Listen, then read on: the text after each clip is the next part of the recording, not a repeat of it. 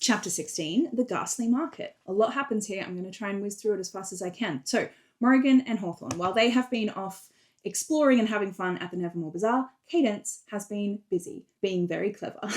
She was thinking about what Morrigan had witnessed on the other side of the Trixie Lane in Devilish Court. And she realised that if the Ghastly Market is real, and if it is something to do with the disappearances of all these people, then surely it's going to happen tonight, which is the opening night of the Nevermoor Bazaar. And so she's been waiting outside, watching from a distance, watching from across the street. And first of all, she's realised that it's not even a pink alert anymore. It's been reclassified as a red alert. And also, she keeps seeing people slip down. They are wearing masks, or one woman has a scarf wrapped around her face. So they're trying to conceal themselves, and they're definitely going down Devilish Court and they're not coming back out. So she knows that something's going on down there, and she convinces Morrigan to go through. The trick has changed now. It's no longer the nauseating trick. It is now suffocating. So they push through, and Morrigan wants to give up. She's just about feeling her lungs collapse, and Cadence says, just trust me, just trust me. And in a flash of light, Morrigan realizes, oh, I do trust Cadence. That's weird. When did that start happening? And they make it through. They emerge, and they are in the Ghastly Market. And the Ghastly Market is like the dark twin of the Nevermoor Bazaar. This place had none of the charm of the Nevermoor Bazaar. The bazaar was shiny and magical and welcoming. The Ghastly Market felt like it had been spat on, walked over, and rubbed in the dirt. So there's all sorts of weird, scary thing on offer in the Ghastly Market. And this was originally a much longer passage and description. There was a lot more that happened in the Ghastly Market. It sort of had to be cut for pace, but mostly for pace, maybe partly because it was quite scary. I don't know. I do hope to be able to use that scene maybe later in the series, and that's all I'm going to say about that. They see things like animal organs, a shrunken human head in a jar, and there's a man selling teeth, all kinds of teeth for all kinds of purposes. But the main attraction seems to be in this one tent, and there's a huge lineup outside. There's a bouncer with 4 very vicious looking dogs, and he's arguing with this man who wants to be let inside, but they're at capacity. No one is being allowed in. They turn everyone away, and Morrigan and Cadence only get to go in because Cadence mesmerizes the man who was arguing with the bouncer and basically says, are you going to take that? Are you going to let him disrespect you? Go back there and show him. And that causes a big fight, and under the cover of that fight, Morrigan and Cadence slip inside. And they take these 2 masks. Morrigan puts on a gorilla mask and she hands a fox mask to Cadence because everyone else here is covering their faces, and so they don't want to be the odd ones out. It's very civilized, it's very fancy, it's got this quite elegant air. There's people sipping champagne and velvet curtains and all sorts of things, but it is not civilized at all. It is awful. The first thing that they see is Dr. Bramble's Magnificub, so that solves that mystery. And this poor cub is in a cage up on a platform being displayed like some kind of trophy. The cub had a ruff of thick, matted, dirty white fur and big blue eyes like crystal orbs. Hissing and yowling, clawing madly through the metal bars, he fought like a lion, though he was clearly terrified and desperate for escape. Morrigan cringed. She wanted to run right over and set him free, but that would have been idiotic in the extreme. The atmosphere at this end of the tent was less civilized. The crowd jeered and roared with laughter as they threw things at the poor cub, food, stones, empty bottles, trying to aggravate him even more. It worked. Instead of cowering against the back of the cage, he fought ever wilder, ever louder, his bright blue eyes shining with terror. Morrigan watched, feeling queasy and helpless. Beside her, Cadence's breaths came in short, sharp bursts. So it's horrifying. It's very, very upsetting. And the only thing that Morrigan and Cadence can think to do is, when the auction begins for this cub, Morrigan puts her hand up and places a bid. And then they find themselves in a bidding war with their main rival bidder is this intimidating looking man who's covered in tattoos. But when Morrigan throws out a 25,000 cred bid, he's out. And so they have won the Magnificub. And now they just have to pay for the Magnificub, which of course, again, is where Cadence's knack comes in. And she takes off her fox mask and she hands it to the clerk that she is meant to pay. And she manages to convince him that the fox mask is 25,000 cred. And so now they have the cub. The cub is the size of an adult Saint Bernard. And also he's terrified and he's a wildcat, right? So Morrigan has to try to carry a very angry cat the size of an adult Saint Bernard out of this tent. And she has to take her mask off as well because the gorilla was frightening the cub. And so they're trying to get out and they're just about to make it when Cadence says, Morrigan, look over there. And the thing that she is pointing to, or the person she is pointing to, is Alfie Swan. Another one of our missing people has been found. Alfie Swan, the boy who can breathe underwater, and he is inside an enormous tank of water, chained up, sitting on a rock, looking miserable. They're selling his knack. So the auctioneer is talking about how useful it would be if you could breathe underwater. Someone thinks they're going to buy Alfie Swan's knack. And Morrigan is shocked and she can't help herself and she yells out Alfie's name. And then everyone turns around and sees Morrigan and Cadence, and they're the only ones without masks. And someone's like, what are these kids doing here? And in this chaos, Morrigan experiences that same feeling that she had at Proudfoot Station when she breathed fire. Her fear and revulsion and rage swelled inside her like a symphony until they were somehow bigger than her body. It was a different feeling this time, not burning, but building.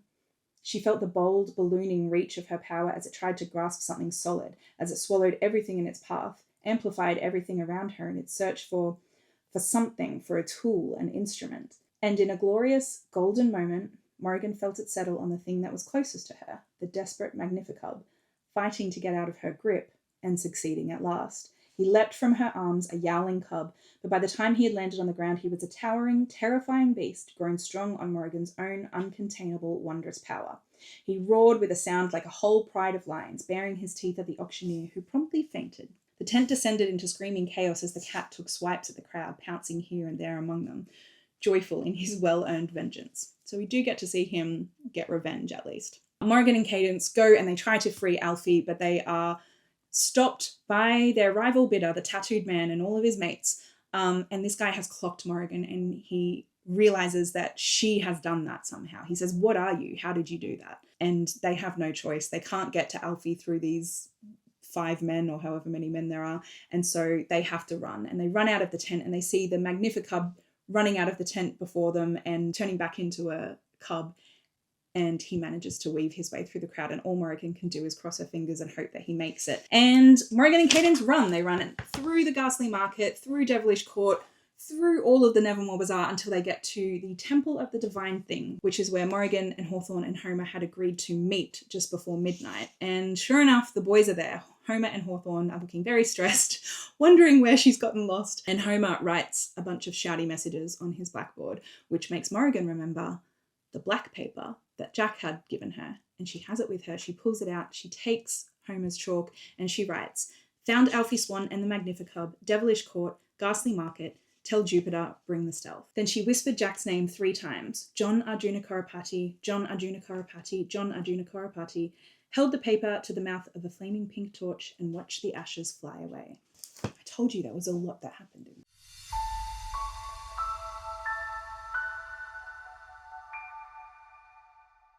Chapter 17, the Hotel Deucalion Academy for One. So the following day, Jupiter talks Morrigan through everything that happened. When he received her message, he gathered up the Stealth and the Stink and Fenestra and the Geographical Oddity Squadron, and they stormed Devilish Court to take down the Ghastly Market, but by the time they got there, it was empty. The scene with Morrigan and Cadence and the Magnificub just raised too many alarm bells, and now the whole market's been dismantled. The perpetrators are all gone, and all that's left is a sign that says the Ghastly Market, so they do know that it was there and that it happened, and an empty tank and a teenage boy sitting there looking miserable, shivering from cold in his wet clothes. So they at least got Alfie Swan back. Unfortunately, his knack is gone, apparently, and Morrigan asks whether he will get it back from the people who stole it from him, and Jupiter's not really convinced that anyone actually did steal it from him, and that it could have been some kind of trauma. He could be still in shock. They're just going to see what happens with him.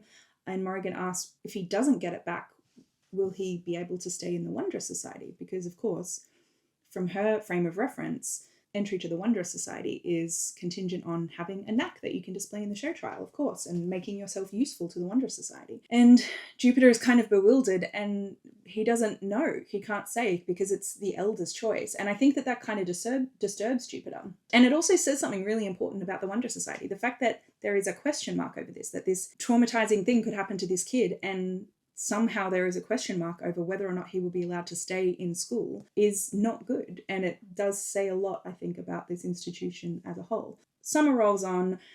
It becomes really clear to Morrigan that the staff and Jupiter are doing everything they can to entertain her at the Hotel Deucalion and discourage her from leaving the hotel and going anywhere, because Jupiter's overriding concern is, Mog, please don't go down any more tricksy lanes. It's too dangerous. It's not worth the risk.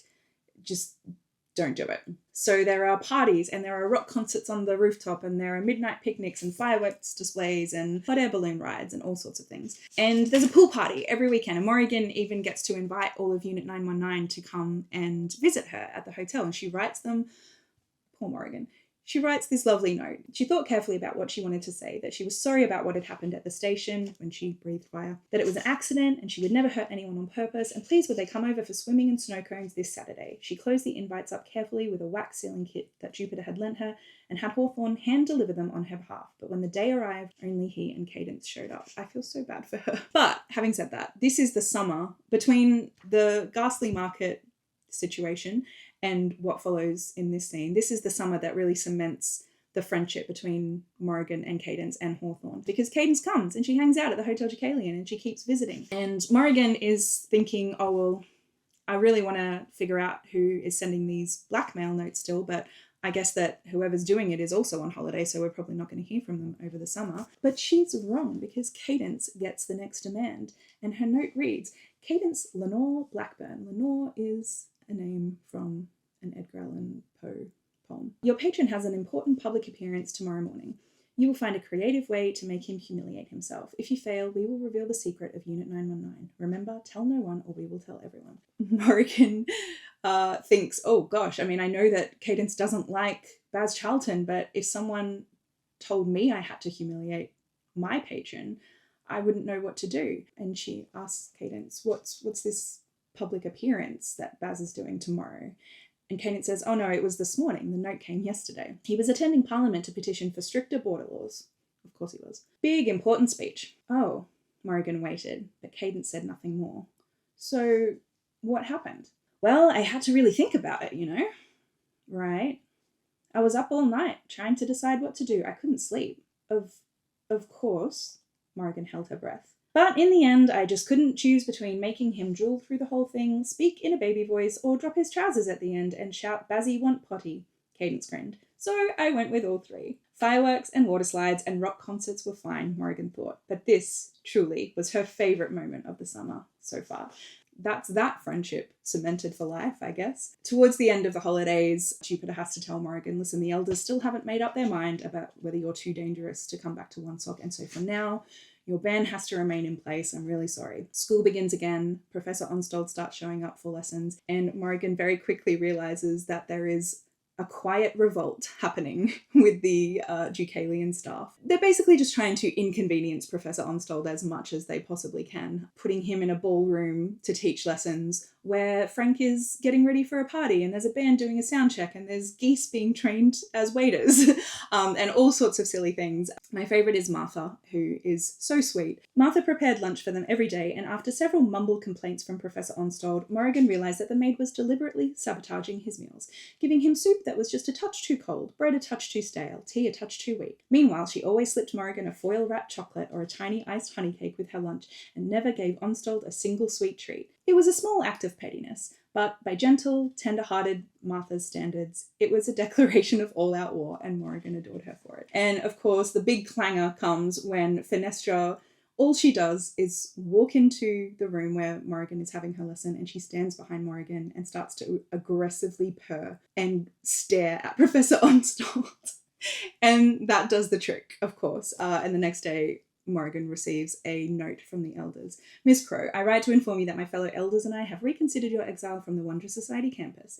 After careful review and a strong recommendation from Professor Onstold, who assures us that the behaviour he has seen from you this week has been satisfactorily non-threatening, unlike the behaviour from Fen, we are pleased to invite you to return to Woonsock and to your decoding Nevermoor class with Mr. Mildmay on Monday. Blah, blah, blah. Please do not disappoint us. Yay!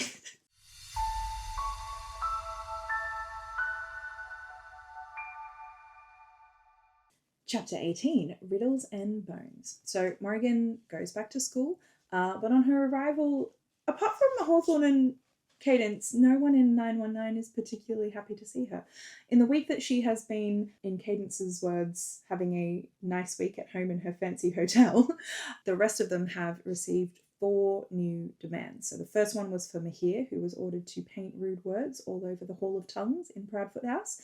The second one was for Hawthorne, who seems to have quite enjoyed his because he was told to set fire to the dragon riding stables, and because it was the stable of a dragon called Burns with the Fire of 1,000 wood-burning stoves, everyone just blamed it on the dragon because apparently he has terrible gas. Anar was much more upset by her task. She had to steal medical supplies from the teaching hospital. Just a few pairs of rubber gloves and a bedpan, according to Cadence, but Anar had spent the rest of the week wailing about what the nuns who raised her would say. And the worst demand had come for Arch, who'd had to steal a lock of hair from Miss Dearborn. Morrigan imagined that was about as safe as stealing a scale from a dragon. But unfortunately, he felt so bad about it afterwards that he gave it back to her, or left it with an anonymous apology note for her to find on the steps of Proudfoot House. They suspect that this is what led Miss Dearborn then to announce a surprise exam period for everyone, because she's been on the warpath ever since receiving that anonymous note. Morrigan only has 2 classes, so her exam period is not that bad. She has a bunch of terrible exam questions from Onstold, all about, predictably, the terrible things that Wondersmiths have done throughout the ages. But the other exam for her Decoding Nevermoor class is much more interesting, much more fun, much more tailored to her interests. There are 5 rules. So it's in the middle of the night. It's like a scavenger hunt, kind of. So Mildmay has set up this hunt for them. They have to divide into 3 groups, and there are clues left in various locations, and they have to find their way from their starting point all the way back to one sock within 3 hours in the middle of the night, and they're not allowed to use public transport. What are the 5 rules? No brolly rail, no wonderground, no hansom cabs, no buses, no asking for directions or talking to strangers, no maps, no guidebooks, back before dawn, safe and sound and whole, and a failure for one is a failure for all. So first of all, each group of 3 has to come back with 3 people, and if one group doesn't show up, then the entire unit fails. So stakes are high. This is kind of made for Morrigan though, because she loves this class. She has already memorized a lot of the geographical oddities on the living map. And Mahir and Frances, as much as they aren't really talking to her like the rest of the unit, they're kind of lucky that they got put with her, because she's the one that you'd want to be with. Their first clue is this: a garden of night, a killer's delight, a weapon for cowards, death by flowers. Mostly with Frances's help, they figure out that this location that they have to find is called Eldritch Murder Garden. Eldritch Murder Garden, Frances said, clicking his fingers. It's got almost any poisonous plant you could think of. I've bought death caps from there before. They have a little shop. Morrigan wrinkled her nose. What are death caps? Poisonous mushrooms. They're actually rather tasty in very, very small doses. Don't try that at home. Don't eat death caps. They're not tasty. Are they real? I don't know. I think they're real, and don't eat them if they are real. And if they're not real, don't eat them. Just stay away. You bought poisonous mushrooms, Mahir said, blinking at him, from somewhere called a murder garden. Frances shrugged and said again, they have a little shop. That's my favourite thing that Frances has ever said, and I sympathise with it because I love a little shop. I love it when you go to a museum or a stately home or a gallery, and the best part is always the little shop. They make it to Eldritch Murder Garden by basically running for 20 minutes, which, good for them. They run all the way to the gates of Eldritch Murder Garden, and then they find their next clue, which says, not bronze or gold, but houses old, abundant wealth, dubious moral health. And they figure out that this means the grand old houses in the Silver District. So not bronze or gold, silver, houses old. And that's what they call it. The old families in the Silver District are called the grand old houses. They realise how far away the Silver District is. But Morrigan says, oh, it's in Ogden-on-Duro. And she comes up with this brilliant kind of audacious plan to jump off a bridge onto a rubbish barge that she knows. She's seen this all on the living map. She's studied this map. She's had the time, to be fair. And she knows that this rubbish barge comes through in the middle of the night. And so from the bridge, they jump onto the rubbish barge, onto a disgusting pile of landfill. And then when it gets them close enough to Ogden-on-Duro, they jump out into the freezing cold water and swim to shore, which at least means that the stink of the landfill is washed away from them. That's one upside. And then they get their final clue, which is a tunnel of green fit for a queen, a monarch alone, a graveyard of bones. And Mahir pretty quickly figures out that it is Queen's Heath, the avenue of trees in Queen's Heath, which is Queen Septembrine's hunting ground. And Queen's Heath is in Highwall. Avenue of Trees, that's a real place in Hampstead Heath, which is what Queen's Heath is kind of based on. And Hampstead Heath is in London. It's a big, beautiful green space park in northwest London, and there's a beautiful like walking avenue lined with trees, and it is called the Avenue of Trees. So Morrigan tells them, yeah, I know I can figure this out for us, because the other two are ready to give up because it's so far away and they're not allowed to take public transport, and they just cannot see a way that they will get there in time. But Morrigan, who has memorized most of the geographical oddities like Trixie Lanes and Swindle Roads, knows that there is a swindle road very close to them called Spitznogel Street. And she says that can't be a coincidence. I bet if we went into this swindle road, it would spit us out, maybe close to Queen's Heath, maybe right at Queen's Heath. And the other two aren't really convinced because they know they're not allowed to go down Trixie Lanes and they haven't even begun studying swindle roads.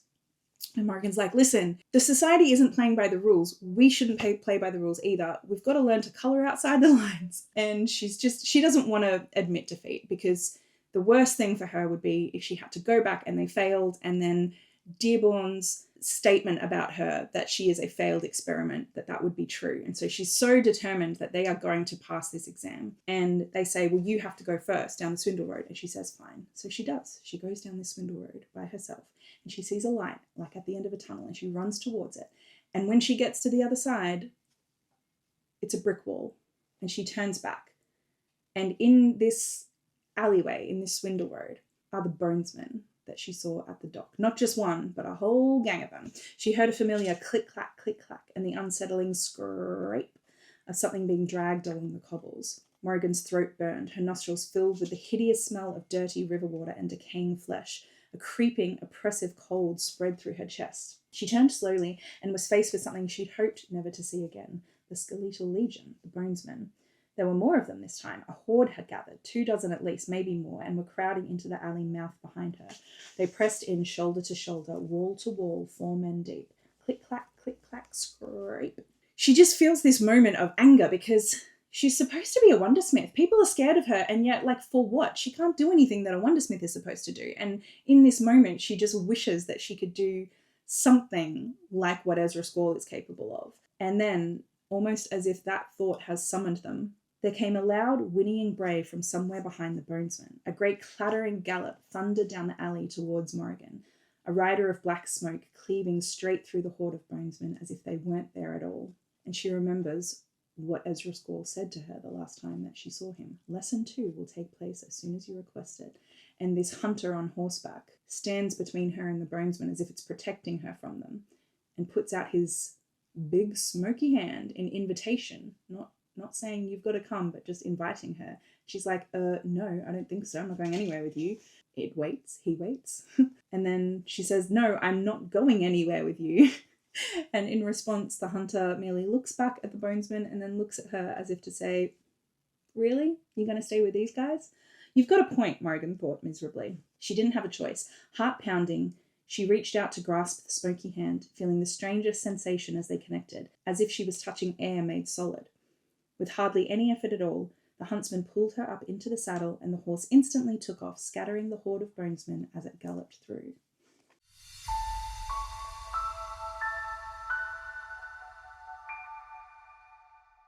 Chapter 19, The Museum of Stolen Moments. So once again, Morrigan has been stolen away by the hunter Smoke and Shadow, but this time she's not being tumbled through a hurricane.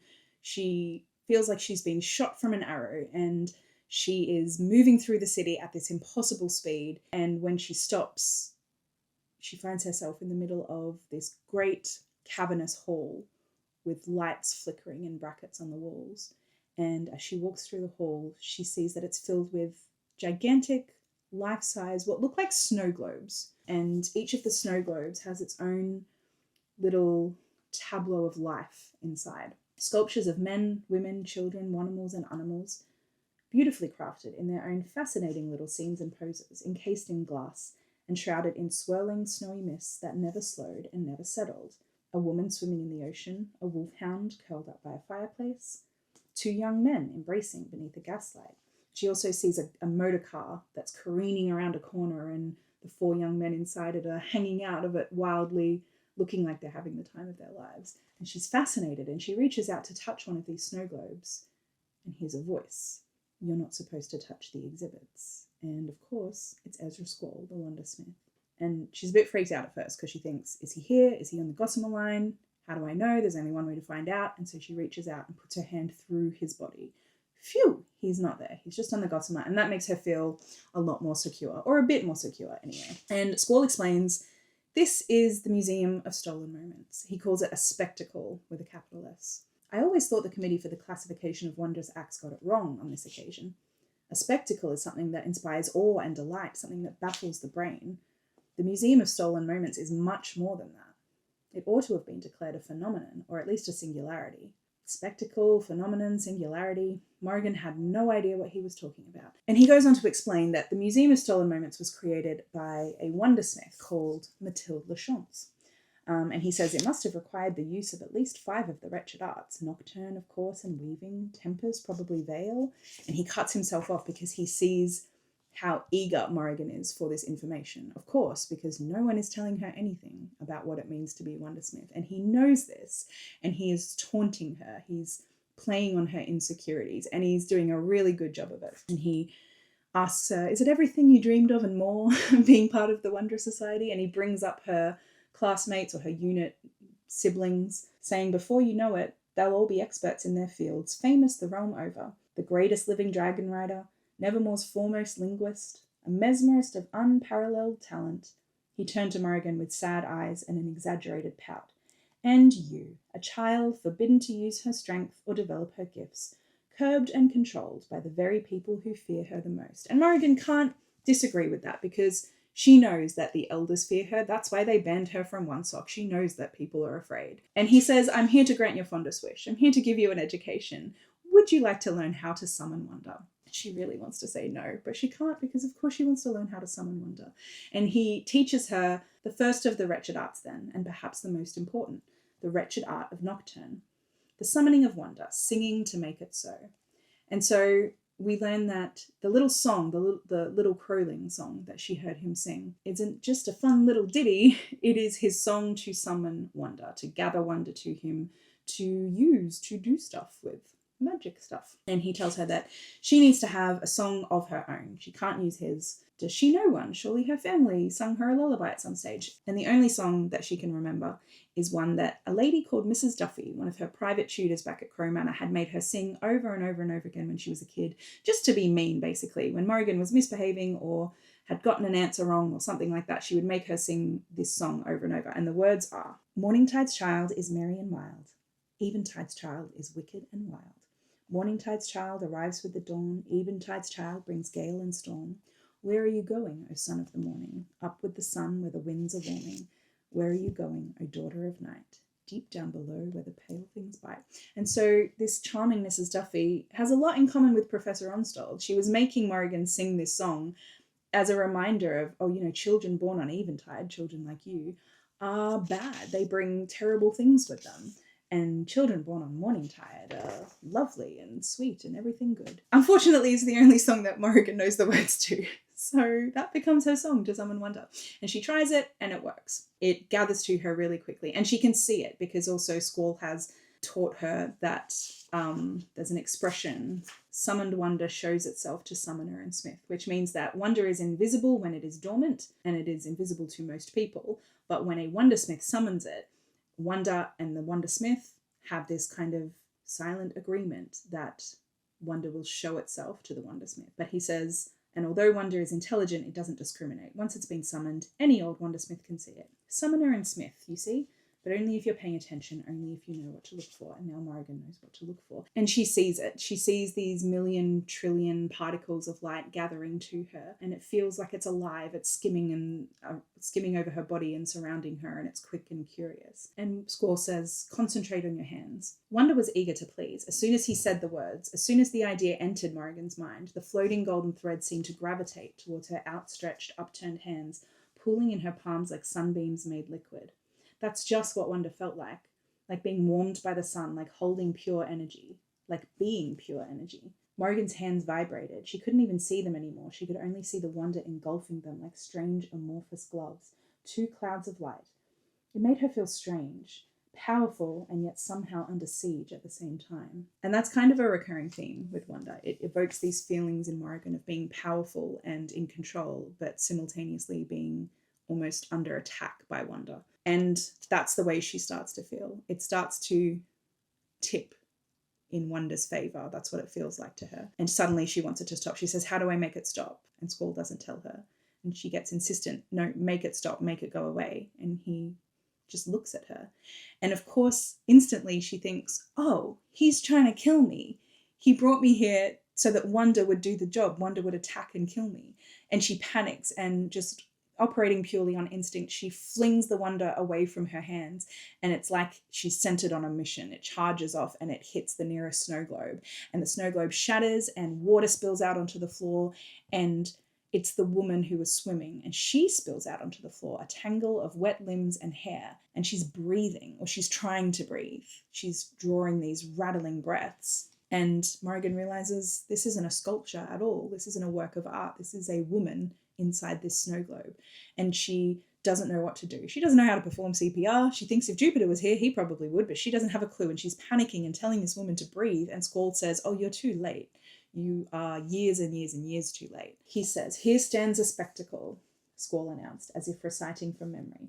The Museum of Stolen Moments, crafted by the wondersmith Mathilde Lachance, sponsored by the Honourable E.M. Saunders, a gift to the people of Nevermoor, Winter of One, Age of Thieves. And he says they thought it was a gift because they thought it was like an art exhibition. They thought this was a work of Mathilde Lachance's artistic genius, but her genius wasn't in depicting life, it was in preserving life. Mathilde wasn't cruel. If anything, she was merciful.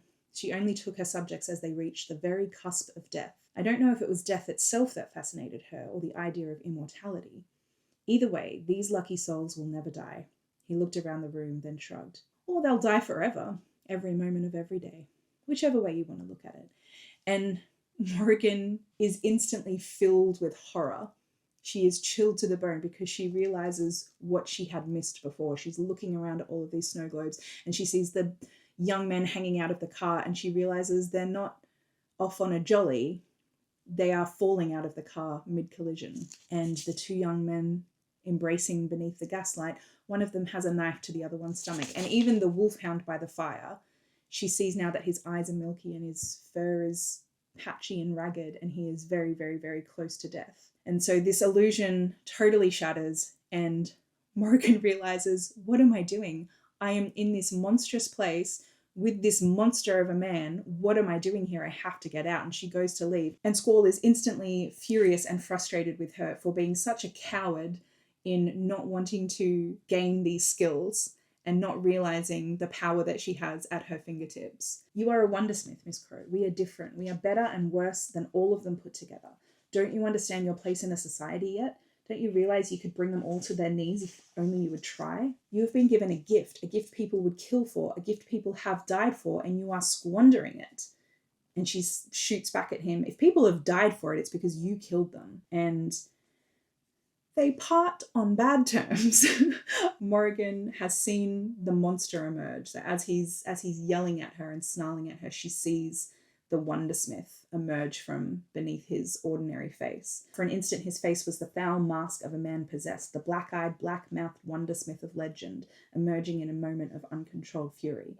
Then it was gone, and the mild, perfectly contained man was back, just like that. But it's all over for Morrigan. She feels utterly chilled, and she absolutely runs out of the Museum of Stolen Moments into the night.